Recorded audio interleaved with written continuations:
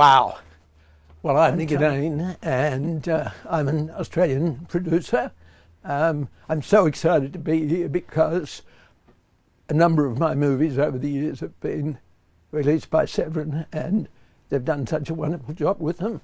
So many of these movies would have vanished up the radar were it not for companies like Severin. And you know, my philosophy has always been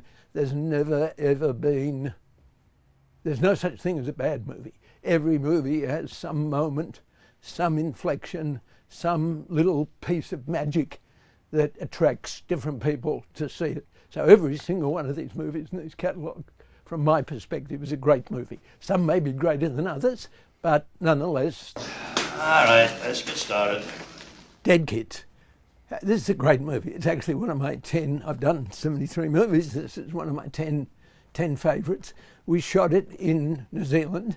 You know, I'm not sure whether we were the first to do a syringe in the eye, but that's a grabber moment that people talk about, even if they don't know the movie. So if you haven't seen any of my New Zealand movies, you definitely should go out and get a copy of Dead Kids or Strange Behaviour, as the case may be. Here's Death Warmed Up.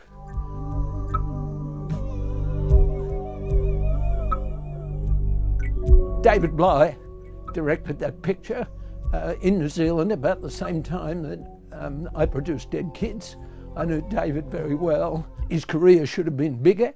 I mean, he's a very talented guy. He's still around. Interesting to see that Severin have just put my father was a vampire, or my grandfather was a vampire, or whatever the heck. It's got multiple titles. That was produced by a good friend of mine who's no longer with us, Murray Nui. That's a fun movie too. So, but Death Warmed Up is sort of a mix of sci-fi and horror, and if you're not familiar with it, it's definitely worth taking a peek at. Look at this. What have we got here? We've got Next of Kin. Now, Next of Kin is an Australian horror movie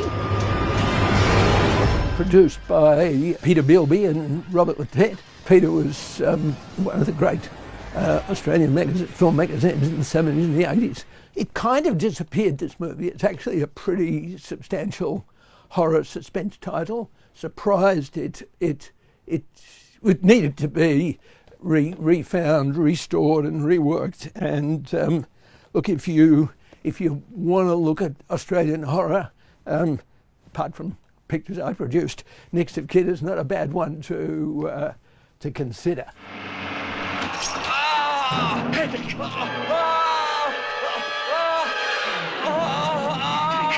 What have we got here? Now, Patrick Still Lives. There's a story about that. I, of course, produced Patrick, the Richard Franklin picture. It was a huge success in Italy. It was the first movie that Luigi and Aurelia De Laurentiis released in Italy, and it's still like the 50th or the 60th highest grossing non-US English language sourced picture in Italy. The Italians love rip-offs, and they certainly did around that time. They put this thing together. I didn't know anything about it being made, and then at Cannes in, 70-something, there it was screening in the market. It's a piece of work, really. Shocked Richard Franklin and me when we first saw it, and we're not easily shockable, particularly the violence in it is, whatever your definition of pornography is, pretty nasty. We managed to lock it out of the market for 35 years. But then I did the Patrick remake with Mark Hartley, and I thought, and I saw somebody was thinking of putting it out, and I thought, do we want to get the lawyers on board again? Or frankly, if I'm a bit of a completist, let's now, this far back, let the world see and make the comparisons. Frankly, the only comparison apart from the title is the kid does look a little bit like Robert Thompson, who played Patrick in the original. But have a couple of stiff drinks before you watch this thing. As I said, Patrick Viva Ancora. Well, I guess he does now. But all right, on we go. What else have we got? Let's see here. Oh, hello, darling. Fourth Victim. Well, this is, one of the, I don't know how many Carol Baker in Rome movies. Why she wound up there after the Carpetbaggers and Harlow, I do not know. Oh, don't be angry. look, the other reason I chose this picture, apart from sort of Rome at the time, is Michael Craig's in it. And of course, I had Michael Craig in Turkey shoots, and he was originally an Australian, although he spent so much time in the UK and then became one of the fixtures or quasi-fixtures of these thrillers and giallos and whatever that were being made in Rome at the time. And of course, Carol Baker is always great to look at. So there you go, fourth victim. What else have we got? I got to take a box set, I suppose, before I get out of here and bore you to hell.